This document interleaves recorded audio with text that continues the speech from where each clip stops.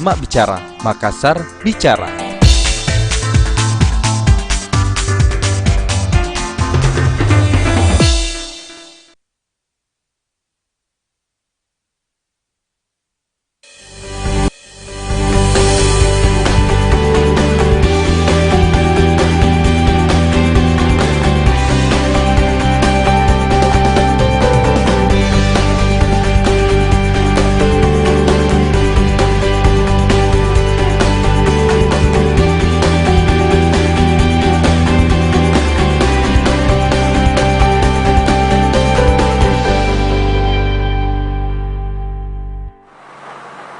Assalamualaikum warahmatullahi wabarakatuh. Apa kabar Anda pemirsa Fajar TV dan pendengar Fajar Radio? Anda menyaksikan Mak Bicara, Makassar Bicara bersama saya Sartika Muhtar. Dan Anda pun dapat menyaksikan Mak Bicara di kanal YouTube yang telah disiapkan melalui kanal YouTube Fajar TV. Dan tema kita pada hari ini adalah penegakan perda di masa pandemi. Sepanjang tahun 2020 hingga saat ini diwarnai dengan kasus pandemi COVID-19. Salah satu instansi yang cukup dibuat sibuk adalah dengan kondisi yang terjadi adalah Satuan Polisi Pamong Praja Kota Makassar. Penerapan PSBB hingga pendisiplinan protokol kesehatan hampir seluruhnya melibatkan Satpol PP. Tentu saja bukanlah pekerjaan mudah karena pandemi memperhadapkan kita pada kondisi dilematis antara penerapan protokol kesehatan dan menjalankan roda perekonomian. Bagaimanakah Satpol PP menegakkan perda selama masa pandemi? Inilah yang akan kita bahas bersama dengan Kasatpol PP Kota Makassar, Bapak Iman Hud. Sudah bergabung bersama kita. Assalamualaikum, Pak Kasatpol PP Kota Makassar. Waalaikumsalam warahmatullahi wabarakatuh. Apa kabar, Pak? Baik, ya, alhamdulillah. Bagaimana? Syukur alhamdulillah. Bagaimana aktivitasnya, Pak, untuk di masa pandemi ini? Ya, kami dari Satpol PP sudah hampir 8 bulan. Setiap hari kami turun melakukan pemantauan, pengawasan maupun penindakan serta edukasi tentang protokol kesehatan, baik yang langsung saya pimpin sendiri maupun di 15 kecamatan secara serentak setiap hari. Bagaimana dengan optimalisasi, Pak, terkait penegakan perda yang dilakukan Satpol PP di tengah situasi seperti saat ini, Pak, pandemi COVID sedang melanda kita di Makassar? Ya, memang sejak berakhirnya Satuan Gugus Tugas tanggal 26 Oktober, memang kami rasakan tanggung jawab ini cukup berat, mengingat yang selama ini apa yang kami lakukan secara bersama, baik dengan melibatkan semua atau beberapa stakeholder, termasuk dengan teman-teman TNI Polri, kemudian setelah dicabutnya Satuan Gugus Tugas atau dibubarkannya Satuan Gugus Tugas Kota Makassar, itu sudah barang tentu kami sangat terbatas melakukan baik itu penindakan maupun melakukan edukasi dalam rangka kepatuhan atau disiplin terhadap protokol kesehatan. Apalagi di dalam melakukan pengawasan, baik penindakan, itu kan sangat dibutuhkan suatu kerjasama tim, baik internal pemerintah kota maupun kami dari Satpol PP, sehingga apa yang kami lakukan ini, kami rasa bahwa itu memang tidak maksimal dengan melihat rasio jumlah personil kami dengan beberapa titik atau jumlah masyarakat serta luas Kota Makassar. Itu mungkin yang menjadi poin penting, tapi bagi kami apa yang kami dapat lakukan atau kami kerjakan, nah itu yang kami kerjakan sebatas kemampuan kami. Tentu tidak bisa, sudah barang tentu tidak maksimal, dan juga dari beberapa pengamatan itu tentu masih banyak beberapa kendala atau kekurangan. Tapi yang saya pikir bahwa ya daripada tidak berbuat sama sekali, apa yang kami kerjakan ya kita kerjakan dengan sungguh-sungguh. Jadi kalau kami hitung ya sudah hampir 8 bulan kami bekerja melakukan tugas tersebut. Pembubaran tim gugus tugas itu dan saat ini seperti apa? Apakah kinerjanya tetap sama atau seperti apa, Pak, dari Satpol PP Kota Makassar? Dari yang saya jelaskan tadi kan cukup jelas bahwa cakupan atau ruang lingkup atau jumlah personil saja yang melakukan tugas dan tanggung jawab itu kan berbeda. Ketika satuan gugus tugas itu hampir semua dilibatkan. Teman-teman dari Polri, dari Polrestabes, dari Polres Pelabuhan, dari Kodim itu serentak kita bekerja sampai pada tingkat kecamatan. Dengan dibubarkannya berarti tanggung jawab itu diberikan kepada kami sebagai ujung tombak penegakan peraturan wali kota. Namun kenapa dibentuk satuan gugus tugas? Ya karena dianggap bahwa Satpol PP tidak mampu untuk mengerjakan tugas yang berat seperti ini. Berapa titik-titik yang harus kita lakukan pengawasan?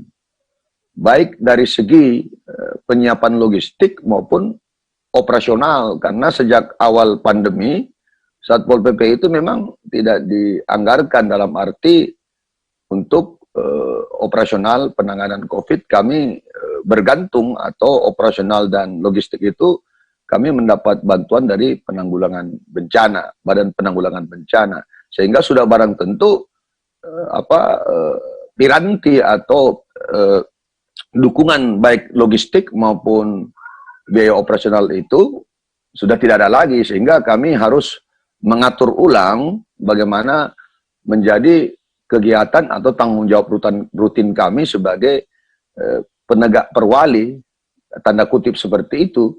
Karena sudah barang tentu juga kalau kita bekerja sama dengan TNI Polri kan itu agak lebih masif dan sistemik, ya. Dan itu terjadi di hampir, ya sudah sangat jelas. Jadi kalaupun saya jelaskan itu tidak perlu saya jelaskan. Kenapa? Karena begitulah gambaran yang terjadi di semua daerah 50 kabupaten kota provinsi di seluruh Indonesia. Karena kalau sudah dibubarkan satuan gugus tugas, itu juga poin lain adalah bahwa masyarakat menganggap bahwa itu sudah tidak menjadi penting lagi menangani atau melakukan pengawasan edukasi. Jadi sudah dianggap bahwa seolah-olah COVID-19 itu sudah berakhir, dan itu terlihat dari kami kan setiap sore itu melakukan operasi justisi, melihat kepatuhan, mengukur kepatuhan kan dari tingkat pelanggaran yang tidak pakai masker, yang menggunakan kendaraan, walaupun mungkin ada variabel lain jika ada para pengamat sosial kesehatan atau kesehatan masyarakat untuk mengukur kepatuhan. Dan terbukti bahwa semenjak berakhirnya satuan gugus tugas Kota Makassar itu, apa yang kita lakukan secara sistemik, masif dan terorganisir secara serentak, secara holistik, itu sudah tidak seperti dulu lagi, termasuk dengan pengawasan pada batas-batas kota, sehingga orang akan dengan mudah keluar masuk Kota Makassar tanpa terdeteksi. Begitupun dengan titik-titik yang klaster potensial. Ya, bagaimana mungkinlah jumlah personil kami yang terbatas harus mengawasi klaster potensial secara masif dan sistemik dan hampir setiap hari. Jadi inilah yang menjadi poin-poin penting yang sudah barang tentu menjadi orang bisa paham bahwa kondisi saat ini memang, dan ternyata faktanya kan dari hasil kajian, analisa, bahkan data yang yang dirilis oleh pakar epidemiolog atau pandemik dari Unhas Profesor Bapak Ansar Riyadi, itu kan ada kenaikan di atas 1,3 saat ini, yang sebelumnya pada masa jadi inilah yang kita harus pahami, bahwa di dalam melakukan suatu tindakan atau rencana kerja atau apapun namanya, kita harus objektif melihat fakta dan data, karena memang ada ahlinya, bukan melihat kondisi sosial, kemudian situasi apa yang kita lihat, sehingga kita juga, dan fakta sampai sedetik ini, sampai saat ini kan, hari ini terjadi kan penyebaran terbesar selama beberapa bulan, ada kenaikan 8.000 dalam satu hari. Ini kan berarti fakta dan data. Ya, jadi kita sudah mengerti bahwa ada klaster potensial. Kita sudah mengerti bahwa ada data, tapi kita ingin bahwa apa yang kami lakukan itu betul-betul diukur berdasarkan fakta dan data dan teori. Karena ini kan kaidah ilmu kesehatan yang dipertanggungjawabkan kebenarannya, bukan ngarang-ngarang. Sehingga amat disayangkan. Inilah yang kemudian menjadi persoalan bagi kami. Tapi ini kan bukan artinya kami tidak bisa berbuat. Tapi semaksimal apapun yang kami lakukan, memang ruang lingkup, kapasitas, dan jumlah personil itu tidak sama ketika dibentuknya satuan gugus tugas yang melibatkan semua lapisan masyarakat sampai tingkat RT, bahkan dari teman-teman TNI Polri bekerja dengan sungguh-sungguh. Ini poin pentingnya seperti itu. Dapatkah saya katakan Pak Kasat bahwa tantangannya saat ini jauh lebih berat dari yang sebelumnya dilakukan secara bersama oleh tim gugus tugas, kemudian saat ini titik beratnya adalah ada di Satpol PP Makassar? Ya cukup berat, karena di satu sisi kami Satpol PP itu bukan hanya bertugas tentang COVID. Ya, notabene kan COVID itu bencana ya, bencana. Kalau bencana berarti bukan tugas rutin saya. Ya itu kan bencana artinya tidak setiap hari terjadi. Ya bencana sosial, bencana wabah itu kan bukan rutin. Tapi karena itu perwali sehingga kita menganggap bahwa itu adalah suatu kewajiban Satpol PP. Tapi perwali ini hadir karena adanya wabah penyakit. Bahkan Menteri Dalam Negeri memberikan instruksi kepada kami semua. Jadi logikanya kalau tidak nyambung itu susah kalau tidak bisa dipahami. Sudah jelas dari segi jumlah terbatas, dari dukungan logistik terbatas, dari operasional terbatas. Kemudian bagaimana caranya kita bisa bekerja maksimal? Harus melibatkan semua stakeholder karena dianggap ini adalah bencana nasional, harus dikerjakan bersama-sama. Tidak mungkinlah Satpol PP yang jumlahnya hanya 800 orang bisa mengcover segala persoalan tentang COVID-19 dengan segala fenomenanya. Makanya dibutuhkanlah kerjasama keseluruhan dengan melibatkan beberapa stakeholder. Dan ini stakeholder, dan ini bencana nasional, kita harus serius. Tugas Satpol PP itu kan mau menghadapi pilkada, menghadapi pedagang kaki lima, tapi bukan berarti bahwa saya mengabaikan atau tidak menganggap bahwa ini bukan tanggung jawab saya. Tapi kalau mau bekerja dengan baik dan maksimal, memang harus melibatkan semua. Karena ini kategori hal yang penting. Berkali-kali instruksi Presiden, instruksi atau maklumat Kapolri mengatakan bahwa salus populi suprema lex, bahwa keselamatan masyarakat itu adalah kepentingan utama. Menyelamatkan masyarakat adalah tugas negara yang diserahkan kepada daerah untuk mengatasi ini. Karena dia penting, maka dia harus sebagai prioritas. Sekarang kalau dia tidak penting, berarti dia bukan prioritas. Jangan membebankan pada satu stakeholder saja. Harus melibatkan semua. Itu yang dikatakan satuan gugus tugas. Bukan satuan tugas biasa. Ini extraordinary problem gitu loh. Ini wabah COVID, ini wabah yang susah ditangani. Jadi kita harus bersungguh-sungguh. Kalau kita tidak bersungguh-sungguh, rakyat juga tidak serius. Ini kan fenomenanya. Masyarakat kita sudah terbagi pemahamannya, kemudian terlihat bagaimana pemerintah tidak sungguh-sungguh. Ini saya berbicara apa adanya, tidak dalam kata bahwa kami tidak mampu, bukan. Tapi menangani COVID ini harus bersama-sama. Dalam wujud bagaimana kita melakukan secara serentak. Sehingga tergambar di wajah masyarakat bahwa kita masih dalam serius menangani COVID. Ini terlihat setelah dia membuka satuan gugus tugas, tingkat pelanggaran yang tadinya di bawah 0,5% itu sampai 1,5%. Kemudian potensi libur panjang. Libur panjang kan kemarin menaikkan jumlah. Ini kan faktanya seperti itu. Jadi janganlah kita berpikir bahwa COVID ini berakhir dengan menggunakan perasaan kita saja, dengan melihat situasi bahwa tidak ada yang sakit. Ini kan faktanya. Coba kalau kita telusuri, berapa yang meninggal hari ini, berapa yang terpapar. Kan beda penanganannya pada saat sebelum sampai hari ini. Dulu semua mungkin wajib harus dimakamkan di pemakaman khusus. Sekarang sudah bisa dimakamkan di pemakaman umum. Fenomena-fenomena inilah yang harus kita ungkap secara transparan supaya masyarakat paham, sehingga kita tidak gagal paham. Jangan selalu domainnya memberikan penjelasan, tapi masyarakat seolah-olah ada yang ditutupi. Masyarakat kita kan masyarakat yang kritis. Teman-teman media kan punya kemampuan untuk mencari informasi yang fakta dan up to date dan tidak ditutup-tutupi atau transparansi. Itulah poin penting. Pemerintahan harus transparansi. Ini kan menyangkut pengelolaan anggaran. Pengelolaan anggaran itu pertanggungjawabannya adalah kepada negara. Kenapa kepada negara? Karena negara itu representatif rakyat. Sesuatu yang kita lakukan tidak bersama-sama. Kenapa kita bersama? Kalau kita bersama kan kita bisa bersatu. Kalau kita bersatu kita bisa kuat. Sekarang kalau cuma saya sendiri, tidak bersama-sama menangani COVID, logikanya nyambung nggak? Pasti kan nyambung seperti itu. Jadi fenomena inilah harus kita pahami. Tidak dalam arti mau untuk mengatakan menyalahkan siapa-siapa. Tapi inilah standar.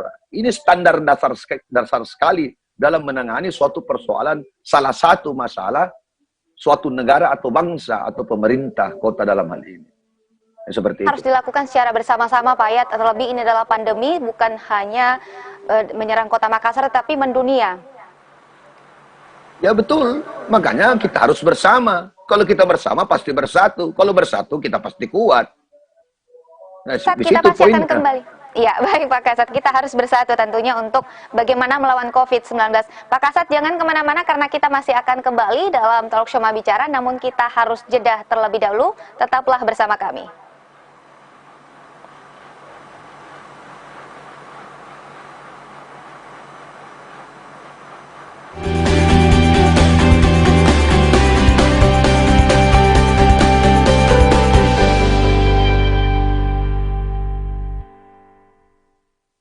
SMP Islam Cendekia Cianjur, sebuah sekolah menengah pertama yang berstatus sekolah standar nasional.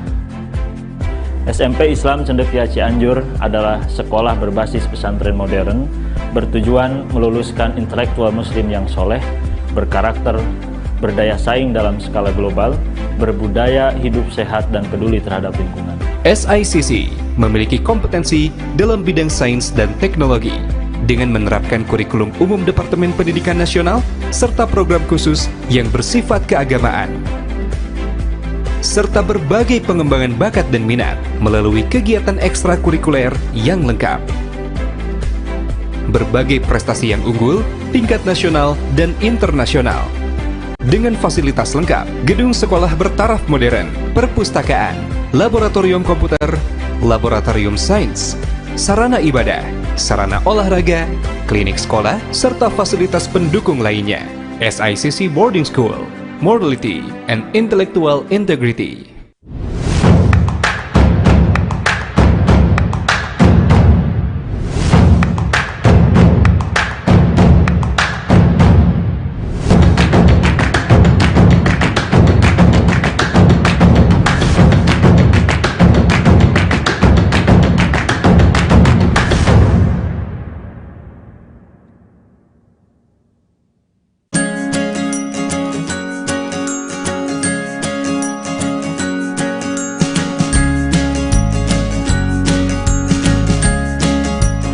Assalamualaikum warahmatullahi wabarakatuh. Saya Ismail Haji Ali, Kepala Dinas Komunikasi dan Informatika Kota Makassar, dan juga sekaligus juru bicara COVID-19 Kota Makassar, mengimbau dan mengajak kepada seluruh masyarakat Kota Makassar agar hidup sehat dan produktif, serta berinteraksi secara terbatas dan menjaga imunitas yang prima berbasis kearifan lokal. Dan jangan lupa, yang terpenting juga, jangan percaya berita tidak benar atau hoaks terkait penanganan COVID-19 di Kota Makassar. Terima kasih. Wassalamualaikum warahmatullahi wabarakatuh.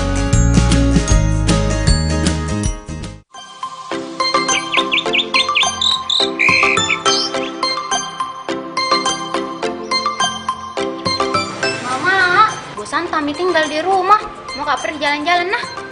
Mau kemana Kina? Mau kak pergi mall. Hati-hati Kina, pakai masker tak,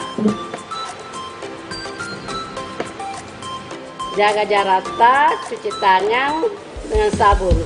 Iya mak. Ingat pesan ibu, pakai maskermu, cuci tangan pakai sabun. Dede, gimana PT-PT? So, sabar kok, tunggu Mi. Tapi ingat pesan mama kalau sampai ke mall, pakai masker no, jaga jarak sama orang, sama cuci tangan tak, pakai sabun kalau sudah dipegang apa-apa nah. Tak kenal maka tak kebal. Vaksinasi, cara aman melatih tubuh untuk kenal, lawan, dan kebal dari penyebab penyakit seperti virus atau bakteri. Ada berbagai jenis vaksin, dan proses pengembangan vaksin diawasi dengan ketat melalui tahapan uji praklinis dan klinis secara lengkap, sehingga vaksin yang dihasilkan aman dan efektif. Setelah vaksin masuk ke dalam tubuh dapat membentuk sel memori untuk mengenali virus, dan menghasilkan antibodi untuk melawan virus. Selain itu, tubuh dapat mengingat dan melawan jika terpapar virus yang sama. Vaksinasi tak hanya lindungi diri sendiri, tapi juga bisa cegah penyebaran dan penularan virus jika mayoritas masyarakat sudah divaksinasi. Sehingga dapat melindungi mereka yang belum bisa divaksinasi, seperti bayi, anak-anak, lansia, atau orang dengan penyakit tertentu. Pandemi bisa berakhir jika rantai penularan bisa diputus dengan melakukan vaksinasi dan protokol kesehatan. Vaksinasi, lindungi diri, lindungi negeri.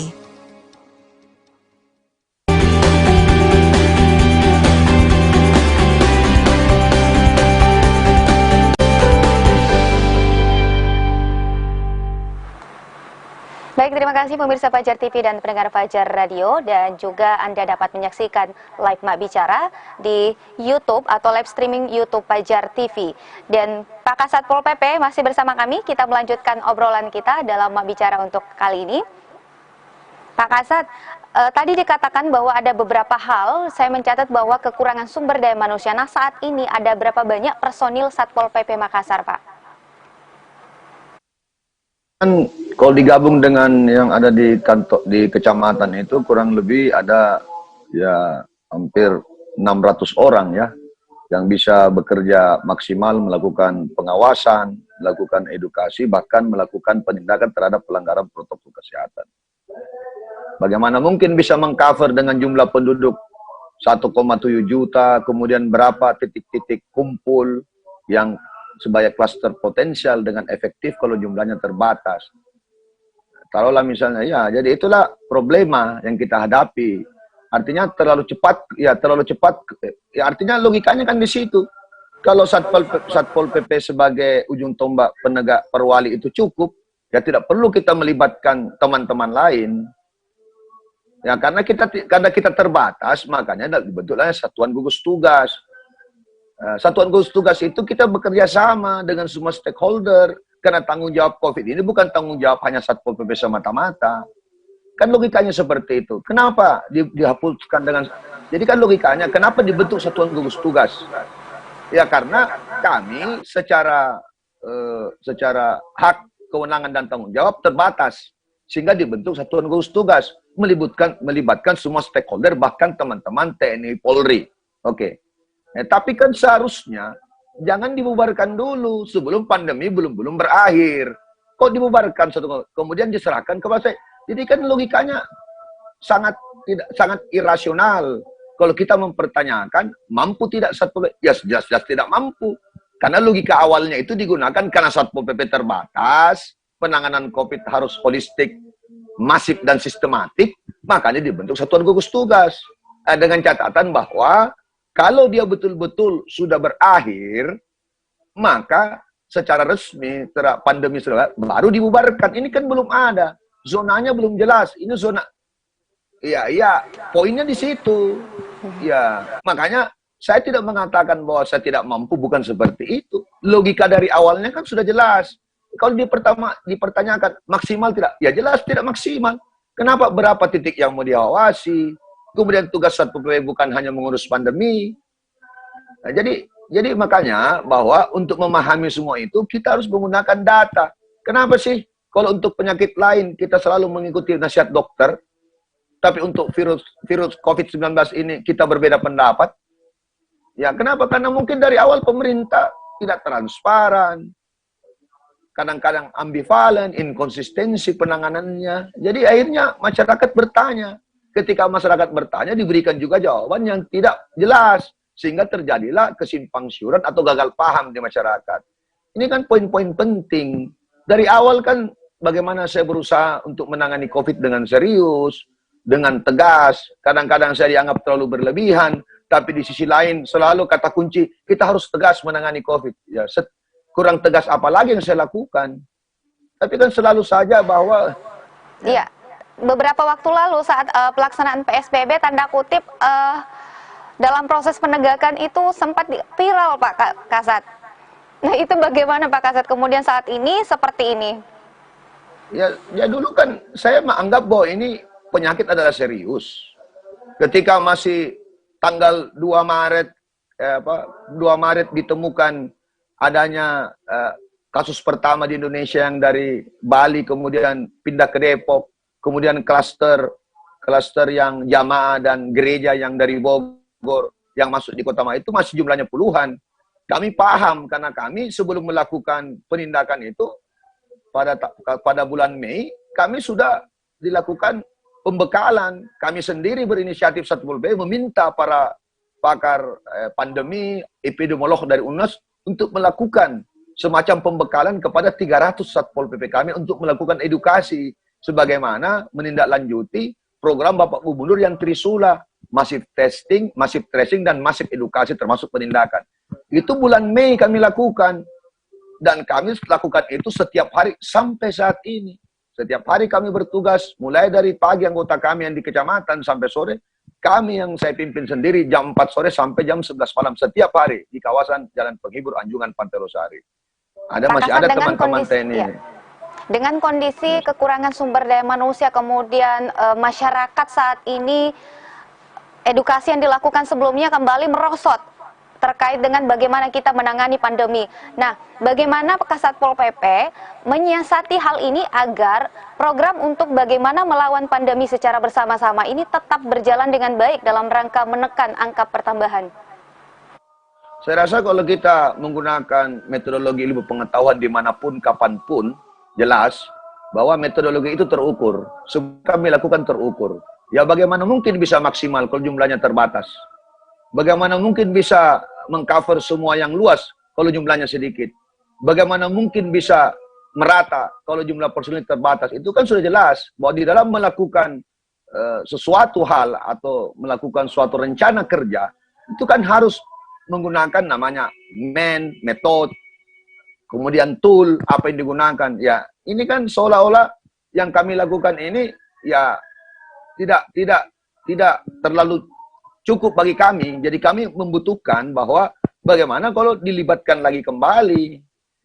Kan dari awal penganggarannya sudah cukup jelas bahwa ini harus melibatkan semua stakeholder.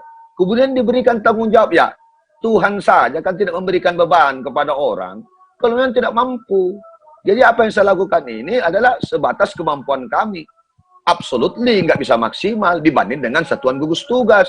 Namanya satuan gugus tugas itu lebih besar daripada satuan tugas. Ya kan? Keterlibatan stakeholder, dulu kami turun melibatkan semua TNI Polri, melibatkan Dinas Kesehatan, melibatkan pemadam kebakaran, sehingga apa yang kami lakukan itu serentak, serempak, dan bisa maksimal pada titik-titik yang memang punya potensial keras. Sekarang juga personil kami terbatas.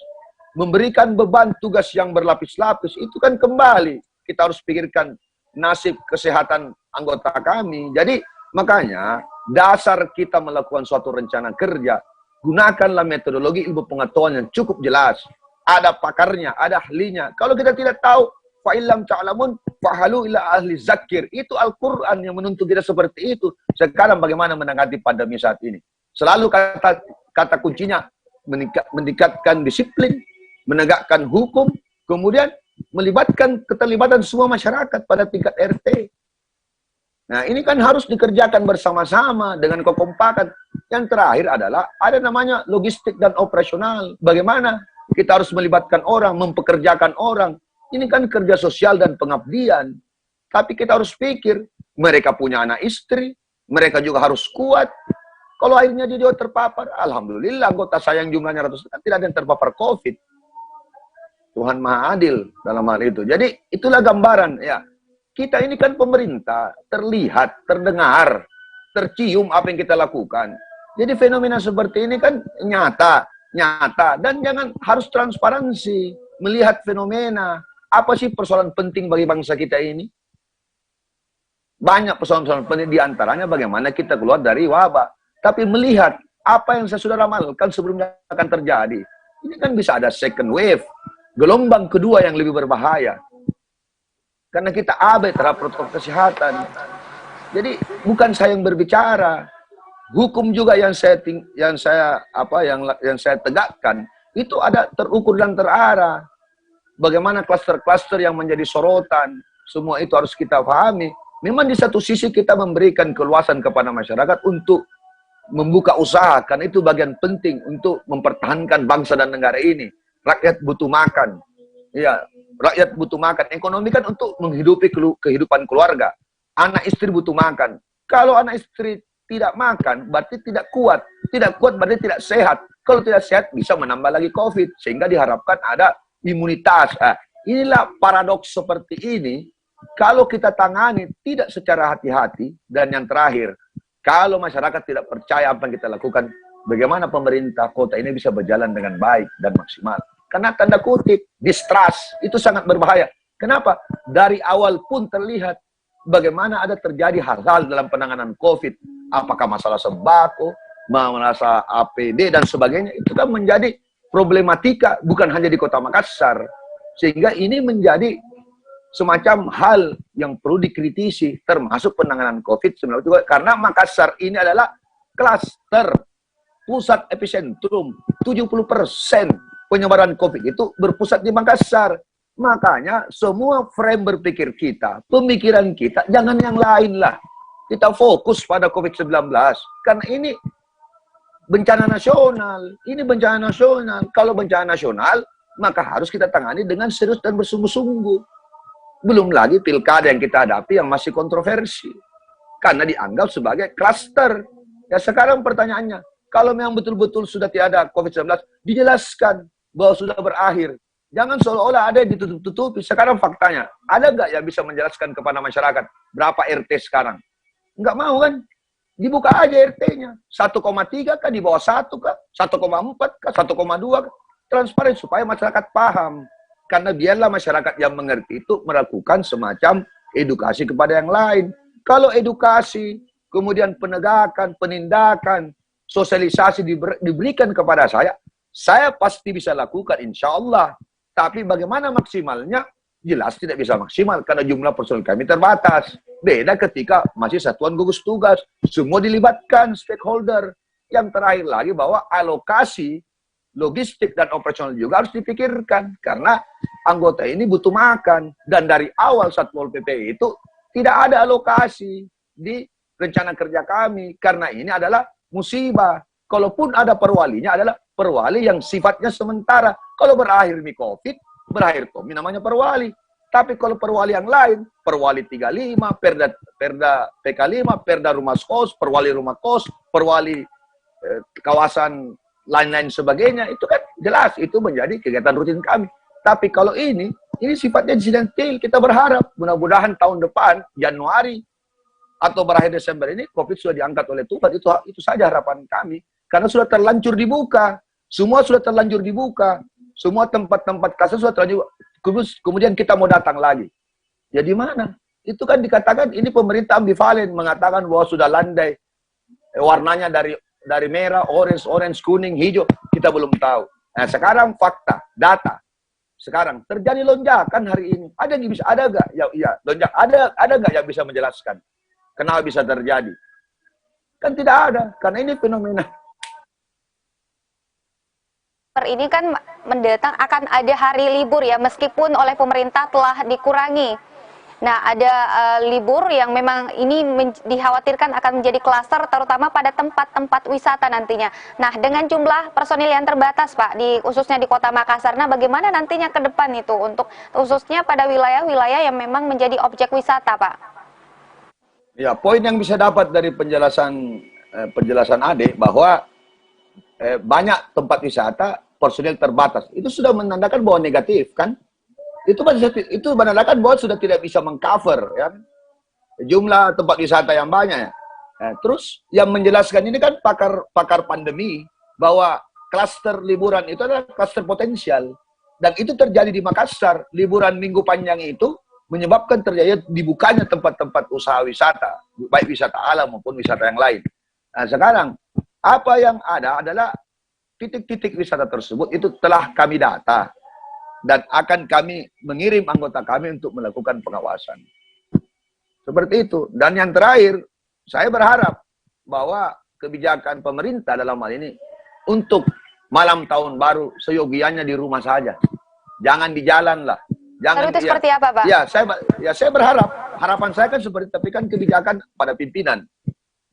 Jumlah orang yang berkumpul di Anjungan Pantai Sari pada saat tahun baru, saya bisa mengatakan sampai 100.000 orang ada, 50.000 orang ada. Nah, jadi kalau bisa, nggak ada lagi musik-musik live, tidak ada kegiatan, kalau perlu ditutup. Sampai jam 9 ditutup aja sudah. Atau khusus malam tahun baru, tidak ada kegiatan di Anjungan Pantai Sari. Ditutup saja. Utamakan di rumah ini saja. sudah adakah keputusan terkait hal itu, Pak? Bahwa pada saat malam pergantian tahun nanti, Pantai Losari akan disterilkan dari berbagai aktivitas? Ya, itu kan harapan saya. Baru saya berharap seperti itu. Tapi kalau orang yang mampu untuk melihat, pemerintah kan pintar, cerdas. Logikanya kan seperti itu. Tahu, mampu, kuat. Berarti hal seperti itu terlalu kecil untuk tidak dipikirkan. Saya ulangi lagi. Hal itu tidak terlalu berat untuk tidak dipikirkan. Terlalu kecil untuk tidak dipikirkan, kan? Klasternya itu besar, luar biasa.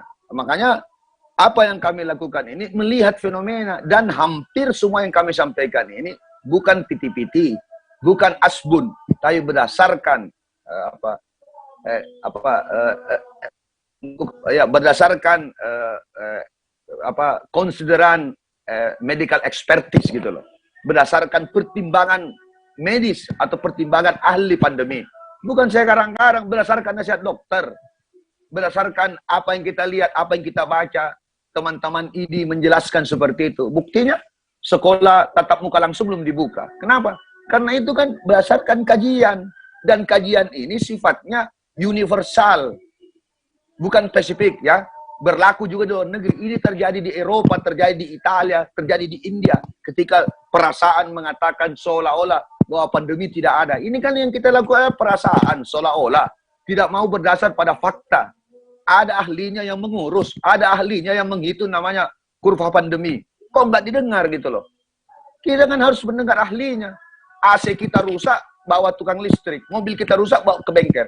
Masa pandemi kita minta pendapat orang yang tidak berkompeten. Di mana rasionalitas dan logikanya? Pemerintah itu harus punya kemampuan. Tidak ada pemerintah tidak mampu berpikir rasional. Pemerintah memiliki segala-galanya. Punya uang, punya kekuatan, punya kebijakan politik yang sifatnya menyelamatkan rakyat. Tapi kalau ambil... Ya Pak Kasat. Ya, tidak mesti, harus. Karena itu tanggung jawabnya. Karena uang rakyat yang dia pakai. Seperti itu. Ya. Ini kan terkait dengan Satpol PP adalah penegakan perda. Nah, saat ini fokusnya adalah penanganan pandemi. Nah, bagaimana dengan penegakan perda-perda yang lainnya seperti pada segmen awal yang Pak Kasatpol katakan bahwa kerja atau tugas dari Satpol PP itu ada banyak, bukan hanya menangani pandemi. Nah, bagaimana dengan perda lainnya, Pak? Pengawasan atau pengawalannya seperti apa saat ini? Ya ini kan masih, ya karena situasinya seperti ini, tentu teman-teman yang lain juga berharap bagaimana kita menangani tentang PK5, perda rumah kos. Nah, kita tetap aja turun, tapi tentu kita fokus. Tidak bakalan lah tangan kita dua, kaki kita dua menangani banyak persoalan. Tapi kita fokus, prioritas adalah dua. Poin penting adalah pandemi dan pilkada. Sehingga kita berharap sehingga kita berharap bahwa penindakan pelanggaran PK5 atau yang lainnya itu kita tunda dulu setelah pilkada. Karena kita fokus bagaimana mengalokasikan personil. Karena kita berharap tanggung jawab pilkada kan cukup besar. Ketentraman masyarakat dan lain sebagainya. Tugas-tugas lain kami lakukan juga. Baik termasuk dengan menurunkan baliho dan sebagainya kan. Yang kemarin polemik seperti Habib Rizik itu balionya kan kami turunkan dengan santun dan sopan dan melipat dan mengembalikan kepada teman-teman FPI.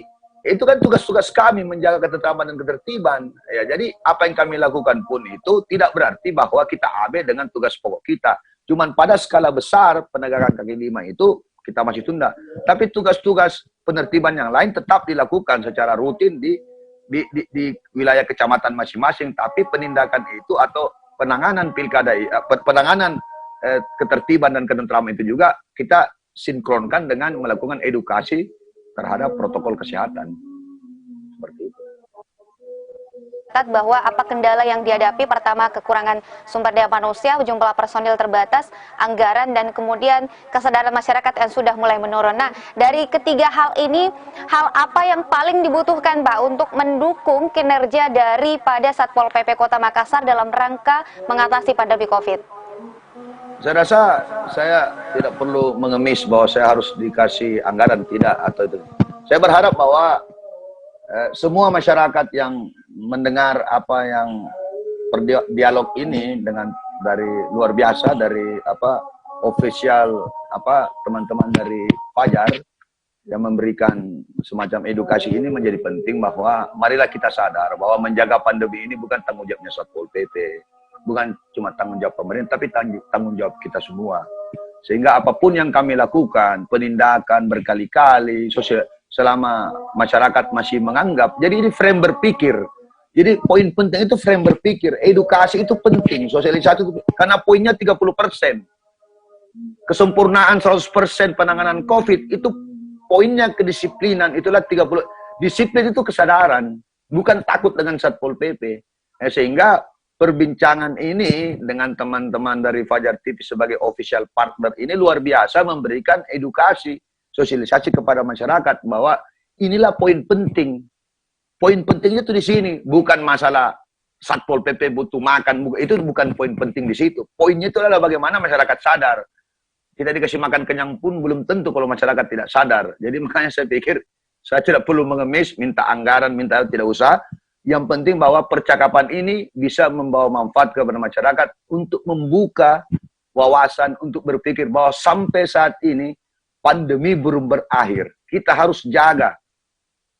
Stay tetap di rumah, keluar rumah, harus menggunakan masker, hindari kerumunan, rajin mencuci tangan. Menjaga keselamatan diri berarti menjaga keselamatan orang lain dan menyelamatkan bangsa dari pandemi ini sehingga kita bisa keluar. Mudah-mudahan dengan adanya vaksin ini bisa memutus lebih masif penyebaran COVID-19. Poinnya di situ. Tanyakan terkait dengan bagaimana sebenarnya situasi secara umum di Kota Makassar terkait dengan kepatuhan masyarakat dalam menerapkan apa yang disampaikan tadi kalau melihat dari lapangan, Pak Kasat. Terjadi banyak pelanggaran. Kami sering turun. Banyak pelanggaran. Para pengusaha banyak yang melanggar. Saya ambil klaster satu saja, klaster Sungai Cerekang. Sungai Cerekang itu klaster potensial. Satu hari itu mungkin bisa ada ratusan orang di situ. Bahkan malam minggu bisa ratusan. Itu kepatuhannya sangat rendah. Berbeda pada saat-saat awal ketika saya lakukan penindakan. Sangat berbeda ya. Karena ini kan mereka melihat. Kalau dibilang satuan gugus tugas dibubarkan berarti tidak ada mini COVID. Kalau dibubarkan misalnya karena tidak penting. Tapi ternyata kan faktanya. Apa yang kita mau jelaskan. How to explain to the people right now. Nggak bisa lagi. Fenomenanya kan seperti itu. Pertambahan di nasional itu kan. Penyumbangnya juga dari Kota Makassar. Dari awal saya mengatakan bahwa klaster epidemi, epicentrum Makassar itu menjadi poin penting. Kalau kita tidak serius Makassar, maka spreadingnya itu semakin meluas ke daerah lain. Dan itu Pak Gubernur menyampaikan berkali-kali. Hampir 70%. Talk show ini, hal apa yang paling ingin Bapak sampaikan kepada seluruh masyarakat di Kota Makassar? Ini ada yang menonton Fajar TV, kemudian pendengar Fajar Radio, kemudian kita juga disaksikan melalui live YouTube dari Fajar TV. Silahkan Pak Kasat. Ya, satu, setiap keputusan harus berdasar pada fakta dan data. Yang bisa menjelaskan RT, kurva pandemi, apakah belum berakhir, itu harus pakar yang menjelaskan, ahlinya. Yang kedua, kita harus banyak bertanya. Dan ketiga adalah COVID ini tanggung jawab kita semua. Sampai saat ini sudah berapa? Nggak jelas juga diumumkan. Beda. Harusnya kan dipasang di di reklame yang besar situ. Sampai saat ini jumlah pandemi sekian, semua orang baca. Oh yaudah, sekarang lebih 10.000. Kalau cuma kita sendiri yang tahu, apa substansinya bagi masyarakat luas? Ya kan? Sekarang kita jujur aja. Coba kita tanya. Tahu nggak apa itu namanya pandemi? Apa itu epicentrum? Tahu berapa itu sekarang RT di masyarakat? Jumlah effective reproduction number. Mereka nggak paham. Padahal sudah 8 bulan. Kenapa? Karena memang dari awal tidak sistemik, tidak masif, seolah-olah pandemi ini akan berakhir dengan sendirinya. Oh, tidak bisa. Namanya harus ada intervensi. Kedua, Tuhan juga tidak akan mengangkat kalau kita tidak sungguh-sungguh untuk menangani ini penyakit. Karena ini wabah dari Tuhan. Kesungguhan itu harus tulus ikhlas bekerja. Saya nggak mau dikatakan bahwa saya yang mau bekerja. Tapi saya mengatakan, mungkin saya the last team standing. Hanya saya masih tetap berdiri tegak menangani COVID. Hampir 8 bulan saya berhenti sama teman-teman penanggulangan bencana. Padahal dari awal, semua harus bertanggung jawab. Karena anggarannya ada, sudah dialokasikan oleh negara, oleh pemerintah kota. Nah, itu aja. Cukup Pak Kasat. Baik, perbincangan kita hari ini sangat Cukup. tapi kita dibatasi oleh waktu tentunya terkait dengan bagaimana penegakan perda di masa pandemi. Tentunya kami berharap agar bagaimana Pak Kasat Pol PP senantiasa sehat selalu dan bersama tim Satpol PP Kota Makassar dalam rangka melakukan penegakan perda-perda yang ada termasuk upaya dalam melawan pandemi COVID-19. Terima kasih Pak Kasat Pol PP Kota Makassar sudah bergabung bersama kami di Talkshow Mabicara untuk edisi hari ini. Saya Sartika Muhtar mengucapkan terima kasih dan sampai jumpa. Wassalamualaikum warahmatullahi wabarakatuh. Selamat siang.